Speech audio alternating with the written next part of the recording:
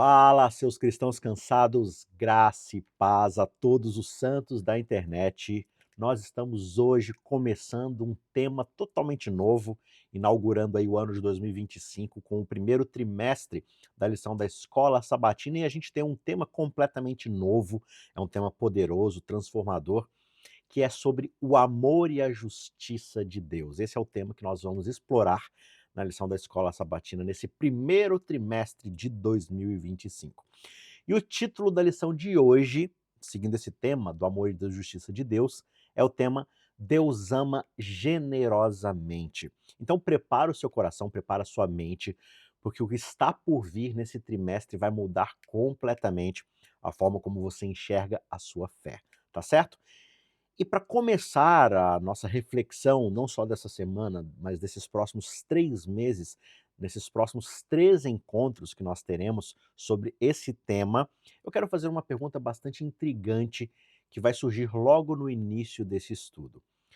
Como é que nós entendemos o amor de Deus e quais são as implicações disso para a nossa fé e a prática da nossa fé, ou seja, o nosso dia a dia, a forma como nós vivemos aquilo que nós acreditamos. Ou seja, qual que é a influência da forma como nós enxergamos Deus e o seu amor na nossa vida prática? Pode parecer até uma pergunta bastante simples, mas essa questão é uma questão que desafia a gente a revisitar as bases da nossa crença e fazer essa pergunta: o que que é de fato o amor bíblico? Quando a gente fala de amor na Bíblia, do que a gente está falando especificamente? Será que o amor de Deus é apenas um amor que dá e dá e dá, mas ele não recebe nada em troca? Será que, né, ele é puramente um sacrifício divino, mas não existe nenhuma espécie de expectativa de retorno? Ou será que Deus ele também encontra algum tipo de prazer, de alegria na resposta da sua criação, na nossa existência, na nossa forma de viver e de fazer as nossas escolhas? Essas perguntas, elas levam a gente a um território bastante fascinante, digamos assim, porque afinal de contas, se Deus ele é de fato amor, como a Bíblia declara, né? Então, compreender esse aspecto da essência divina pode sim revolucionar a forma como nós vivemos, como nós amamos e nos relacionamos aqui com os outros ao nosso redor, com o próprio Criador, tá certo? Então, essa é o ponto de partida, esse é o ponto de partida que a gente vai dar aqui no decorrer dessa série, tá certo? Você está animado com o tema? O amor e a justiça de Deus, especialmente aqui dentro do foco do grande conflito, da grande trama cósmica que acontece no universo. Esse é só o começo desse estudo e eu tenho certeza que você vai crescer bastante no decorrer da nossa exploração aqui desse tema, tá certo? Então eu convido você para explorar isso junto com a gente, né? Esse amor que não se limita, que não exige mérito, né? Mas que também pode nos surpreender ao revelar um Deus que se alegra conosco. Então, bora refletir sobre esse tema mais uma vez?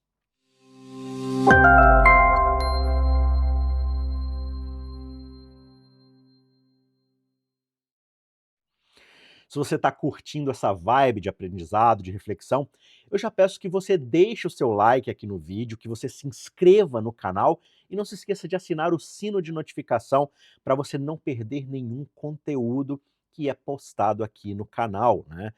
A gente tem não só a lição da Escola Sabatina, mas também as aulas todas as sextas-feiras sobre os livros da Bíblia. A gente está numa jornada de aprender a Bíblia como uma história só.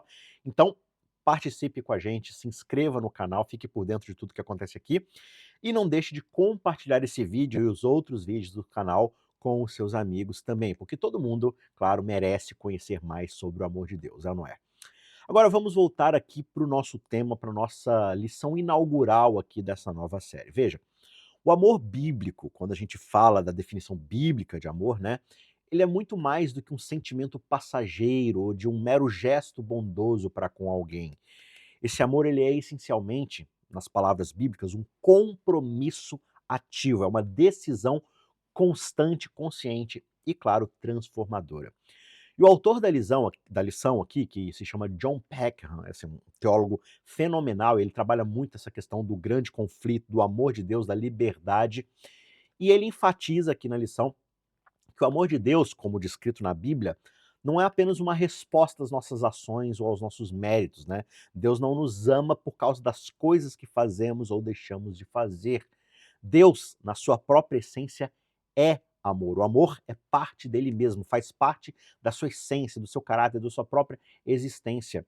O amor é algo que flui naturalmente de quem ele é. Deus não ama porque nós somos pessoas amáveis que merecemos esse amor. Ele ama simples e puramente porque ele é amor. E esse é um dos conceitos mais profundos sobre o amor divino. E a palavra que a linguagem hebraica no Antigo Testamento vai usar para esse amor divino é a palavra hesed. E na hora da gente tentar traduzir isso para a nossa linguagem, a gente vai ter palavras como bondade, misericórdia, mas essencialmente a palavra hesed descreve um amor leal, obstinado, um amor que vai até as últimas consequências para alcançar aquele que é o objeto desse amor. Ou seja, é um amor incansável, insistente. É um amor que não depende da reciprocidade humana para continuar existindo. Esse amor ele não é meramente uma resposta emocional, ele envolve uma ação deliberada de tomar uma decisão e cumprir essa decisão independente de qualquer coisa, mesmo diante de rejeições, de indiferenças da parte da outra pessoa ou do outro ser que deveria ser o depósito desse amor. E um exemplo disso que a gente vê no Antigo Testamento bastante claro, bastante bem ilustrado, é a história do profeta Oséias. Lá Deus vai explicar o quanto ele ama Israel, mesmo quando o povo insiste em quebrar a aliança, em seguir, digamos assim, outros amores, né, perseguindo outros deuses, adorando outros ídolos e tudo mais. Ainda assim, esse amor, ele persevera, porque no fundo ele é um reflexo da própria identidade de Deus. O amor bíblico, e é bastante importante a gente frisar esse conceito, porque toda a lição vai girar em torno disso, quando a gente começar a avançar para temas mais complexos, como o grande conflito, né? Tudo gira em torno do conceito de quem Deus é. E Deus é amor. E esse amor bíblico, ele não é esse sentimentalismo barato ou sem limites, que muitas vezes a mídia, Hollywood, as músicas vão pintar pra gente. Esse amor ele tem uma estrutura, ele tem objetivos e ele tem fronteiras também. É como essa aliança que a Bíblia vai pintar, esse contrato, essa relação entre duas partes. E o amor de Deus, ele vai cercar a outra parte da aliança com segurança, mas também vai convidar essa outra parte a uma resposta a esse amor. E esse é um amor que vai desafiar o tempo todo a gente a crescer, a nos transformar, a sermos melhores, assim como o oleiro vai moldar o barro em algo precioso, em um vaso bonito, em uma obra de arte, assim é o amor desse Deus. E além disso, esse amor bíblico, ele é descrito também nas páginas da Escritura como algo intencional e sempre centrado no outro, que não visa o próprio interesse, mas sempre o engrandecimento, o aperfeiçoamento do outro. Paulo vai descrever um pouco desse amor lá em Filipenses capítulo 2, versos 3 a 7, quando ele escreve que o amor é sobre colocar os outros acima de nós mesmos. E esse tipo de postura em relação ao amor reflete especificamente o próprio exemplo de Jesus. A gente observa na vida dele, descrita nos evangelhos, a forma como ele se esvaziou por completo, deixou toda a sua glória, toda a sua riqueza no céu, se esvaziou da sua divindade e veio ao mundo para nos salvar. E essa é a grande essência do amor divino. O amor divino, ele é autossacrificial, ele se doa, mas ele nunca é um amor forçado, ele nunca age a despeito da nossa liberdade. Ele sempre age a partir da nossa liberdade, sempre oferecendo uma escolha. E ele, claro, vai encontrar alegria e prazer quando, na nossa liberdade, nós escolhemos corresponder a esse amor. E quando correspondemos a esse amor, nós crescemos, nós florescemos, tudo sob a luz da sua graça e da sua misericórdia. Então, o amor divino, ele tem um impacto prático nas nossas vidas. Ele modela a forma como nós tratamos os outros, ele influencia as nossas decisões diárias e, claro, ele nos oferece uma base sólida para enfrentar as dificuldades da vida. Portanto, saber que Deus nos ama de forma livre, de forma incondicional, essa ideia ela transforma não apenas a nossa fé, ou seja, a nossa confiança nele, mas também vai moldar e mudar a nossa prática no dia a dia, ou seja, as nossas escolhas, decisões, as ações que tomamos a cada momento na nossa vida. Um exemplo bastante impressionante desse amor incondicional, a gente encontra lá em Êxodo, no capítulo 33, verso 19. Lá, existe uma fala de Deus a Moisés que a princípio ela soa bastante estranha. Deus vai falar assim para Moisés: Moisés, eu serei gracioso, misericordioso para quem eu quiser ser gracioso, e eu terei misericórdia de quem eu quiser ter misericórdia. Quando a gente lê esse texto de uma forma superficial, sem um contexto apropriado, pode parecer assim inicialmente uma declaração meio arbitrária, né? Eu amo quem eu quiser e você não tem nada com isso. Só que quando a gente examina esse verso dentro do seu contexto, especificamente ali no êxodo, do povo saindo do Egito e tudo mais, a gente encontra algo muito mais profundo sobre o caráter de Deus. Veja, esse verso ele não se trata de uma decisão aleatória ou caprichosa de um Deus volúvel no seu relacionamento. Mas esse verso, na verdade, é uma reafirmação de que Deus tem a liberdade de agir conforme a sua própria natureza de amor, de graça e de misericórdia. O contexto imediato aqui da passagem é que o povo de Israel, que havia acabado de ser liberto do Egito, com todas aquelas manifestações poderosas de Deus, passaram pelo Mar Vermelho, Deus os protegeu, cuidou deles, e agora Moisés sobe para poder receber a lei de Deus, na aliança que Deus está firmando ali com o povo, e você vai se lembrar o que o povo faz nesse momento? Eles começam a adorar um bezerro de ouro. Eles começam, tem o grave erro aqui de voltar as costas para esse mesmo Deus que havia demonstrado tanto amor. E mesmo diante dessa circunstância, Deus faz o quê? Ele não os abandona. Pelo contrário, ele vira para Moisés e reafirma a sua aliança e promete a sua presença contínua com o povo por causa de quem ele é e não por causa do que Israel fez. Ele fala: eu decido continuar amando. Então, essa afirmação de Deus demonstra justamente que a sua misericórdia, a sua graça, elas não dependem do mérito do ser humano. Ela é uma escolha soberana de Deus de amar livremente de acordo com o seu caráter. Deus não age por compulsão, por capricho. Ele age porque ele deseja revelar o seu caráter de amor e de bondade. Deus expressa sua graça e misericórdia de uma maneira que desafia as nossas expectativas humanas. E o povo de Israel, mesmo depois da sua rebeldia, merecia ser completamente abandonado, deixado às traças no deserto. Por quê? Porque eles haviam traído Deus de uma forma medonha, bizarra. Deus os havia cuidado de forma tão carinhosa, tão protetora, e eles fazem isso com Deus. Mas ainda assim, Deus escolheu permanecer com ele e conduzi-los na direção da terra prometida para uma redenção daquele povo. E esse é um exemplo poderoso de como ele nos ama, além de qualquer lógica, de qualquer razão, de qualquer sentimento.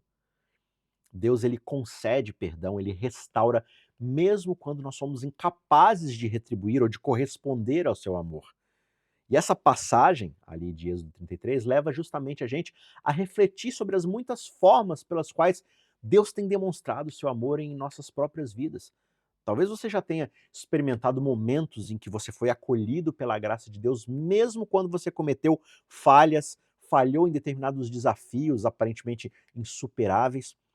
Esses momentos, eles nada mais são do que testemunhos do fato de que Deus não age com base nas nossas limitações, nas nossas fraquezas. Ele age sim de acordo com a sua infinita compaixão e bondade sem fim. Uma outra história que aparece no Antigo Testamento, eu já mencionei aqui Oséias, né? Mas a história de Oséias talvez seja uma das mais poderosas ilustrações desse amor incansável de Deus pelo seu povo caído. Logo no capítulo 1, no verso 2, Deus ele ordena ao profeta que se case com uma mulher adúltera, uma mulher infiel, alguém que simbolizava a traição e a idolatria que o povo de Israel cometia diariamente contra Deus. Então, esse casamento do profeta seria um retrato vivo, uma história ao vivo e a cores ali da relação entre Deus e Israel. Um Deus fiel, amoroso, cuidador, protetor, em contraste constante com um povo que continuamente o traía e se afastava mais e mais dele. A provável consequência dessa união seria uma vida cheia de dor, de frustrações para Oséias, que representava o próprio Deus na sua relação com o povo rebelde. Mas ainda assim, a mensagem por trás dessa narrativa é uma declaração clara da graça divina. Assim como Oséias ele foi chamado a amar e buscar a sua esposa infiel, Deus ele declara lá no capítulo 14, no verso 4: Eu curarei a sua infidelidade e os amarei de boa vontade, pois a minha ira se afastou deles. Esse amor é um amor completamente voluntário, sem qualquer obrigação moral ou recompensa buscada. Esse amor é fruto de Deus e do seu caráter. Ele escolhe amar mesmo quando esse amor não é merecido. E o equivalente a essa mensagem lá no Novo Testamento a gente encontra quando Paulo escreve em Romanos 3, 23 a 24, olha, todos pecaram e estão destituídos da glória de Deus. Ninguém merece o amor e a graça divina, mas nós somos justificados gratuitamente pela sua graça, por meio da redenção que há em Cristo Jesus. Então, assim como Israel não merecia o amor de Deus, nenhum de nós merece a sua graça. Todos nós traímos Deus em determinado momento, de alguma forma, em alguma ação, pensamento, nós voltamos nossas costas para ele. Só que, no entanto, Deus ele nos justifica e nos redime de forma voluntária e amorosa. Essa história de Oséias, ela só destaca que o amor de Deus ele não é uma reação às nossas ações, aos nossos méritos. A gente não conquista Deus e o seu amor por causa de algo que nós fazemos. Essa é pura e simplesmente uma expressão de quem ele é. Deus é amor. E apesar da infidelidade do seu povo, apesar da nossa infidelidade, Deus oferece cura, restauração e redenção. Ele busca o seu povo e não para por nada até encontrá-lo. E ele faz isso não para condenar e para se vingar, mas para trazê-lo de volta ao relacionamento de amor e de aliança. Essa persistência divina é um chamado à transformação. Nós não somos apenas receptores passivos desse amor. Nós somos convidados a responder a ele, aceitando a graça que ele nos oferece.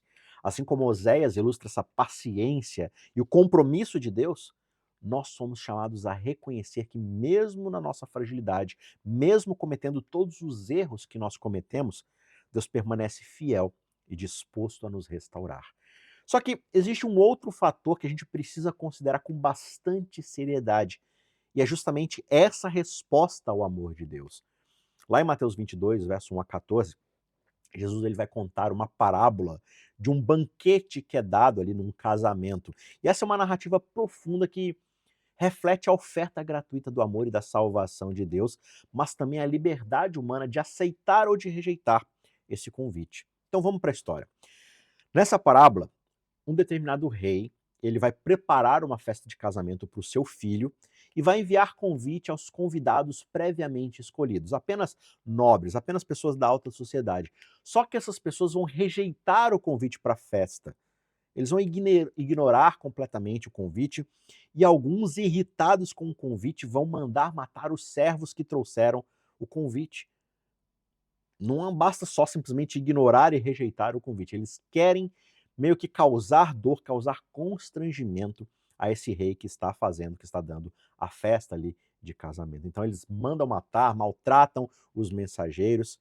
E aí o rei simplesmente resolve estender o convite a todos.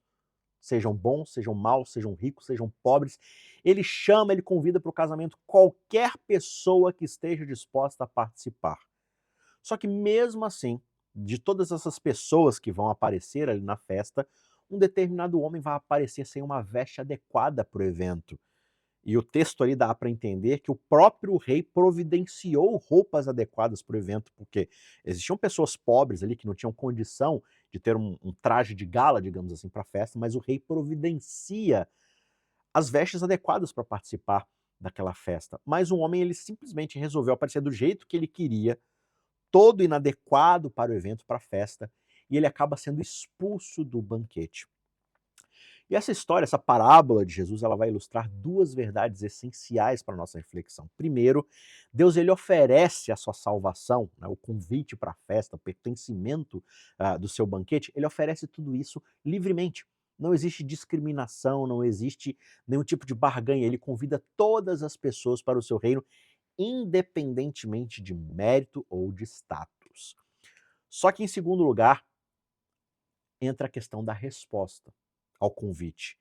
E essa resposta ela depende de cada indivíduo. Embora o amor de Deus seja, assim, incondicional, não tenha a ver com a pessoa, mas sim com quem Deus é, o banquete ele requer uma resposta. E essa resposta na história passa por aceitar a veste oferecida aqui pelo rei. E dentro do contexto da parábola e do evangelho como um todo, né, essa veste simboliza justamente a justiça, a transformação fornecidas por Deus. Deus oferece não só o seu amor, mas a transformação que esse amor traz. Só que o fato de alguns serem excluídos do banquete reflete justamente a realidade de que o amor de Deus ele não impõe nada. Ele não é forçado, ele apenas faz o convite e proporciona as condições para aceitar o convite.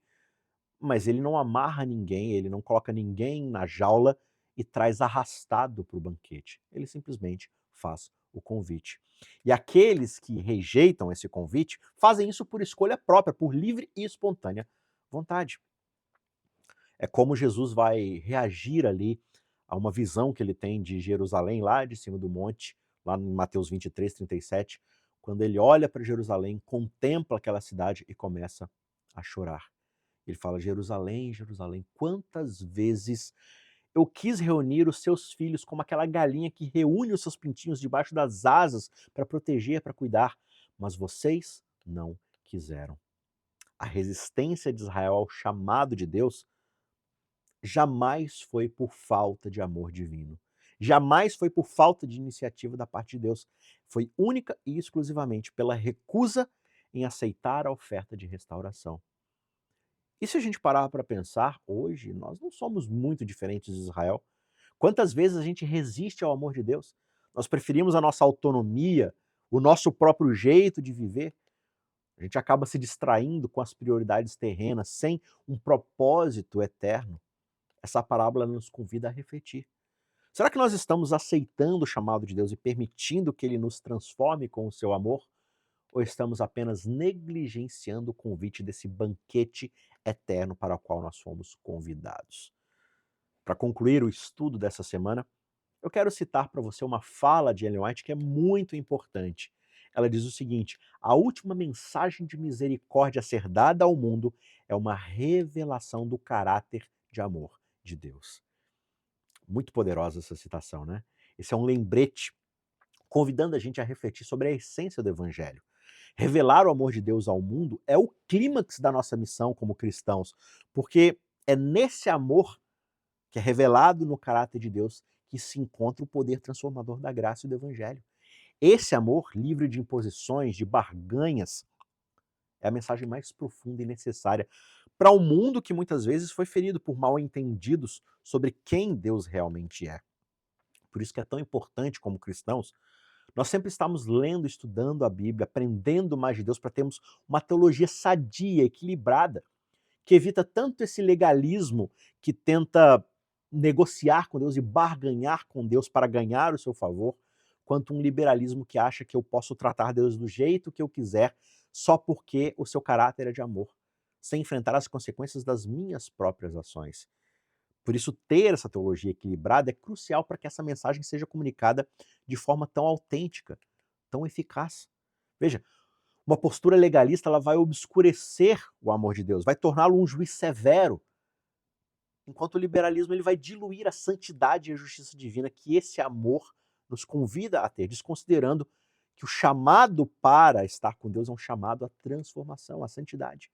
Então, ambas essas visões vão distorcer o caráter de Deus e vão dificultar o reconhecimento da sua graça.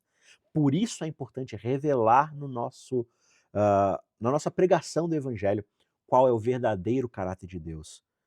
E isso passa por ter mais até do que simplesmente palavras. A palavra é sim poderosa, viva, eficaz para a transformação, mas também é um chamado para a prática. Por isso Ellen White diz que os filhos de Deus devem manifestar a sua glória, como a sua imagem. E eles devem fazer isso na sua própria vida, no seu próprio caráter, revelando o que a graça de Deus tem feito por eles, por cada um de nós. Então isso significa o quê? Viver de uma forma que reflita o amor, a justiça e a misericórdia que nós recebemos de Deus, mostrando para o mundo que o evangelho é algo poderoso, real e transformador. E quando nós aceitamos o convite para esse banquete de casamento e nos revestimos da veste da justiça de Cristo, a nossa vida se torna um testemunho vivo de que o amor de Deus é poderoso o suficiente para redimir, para restaurar e para transformar. E é essa revelação prática do amor divino que é a luz final de misericórdia que Deus deseja que brilhe nesse mundo de uma vez por todas. Tá certo? Se você foi tocado por essa reflexão, por favor, considere deixar aqui o seu like no vídeo, compartilhe esse vídeo também com aquelas pessoas que precisam conhecer o amor de Deus. E na semana que vem, a gente vai se reunir mais uma vez para continuar explorando esse tema do amor e da justiça de Deus, que é o tema aqui desse primeiro trimestre de 2025. Tá certo? Então não perca, a gente se encontra na semana que vem para mais um estudo. Um abraço e até lá.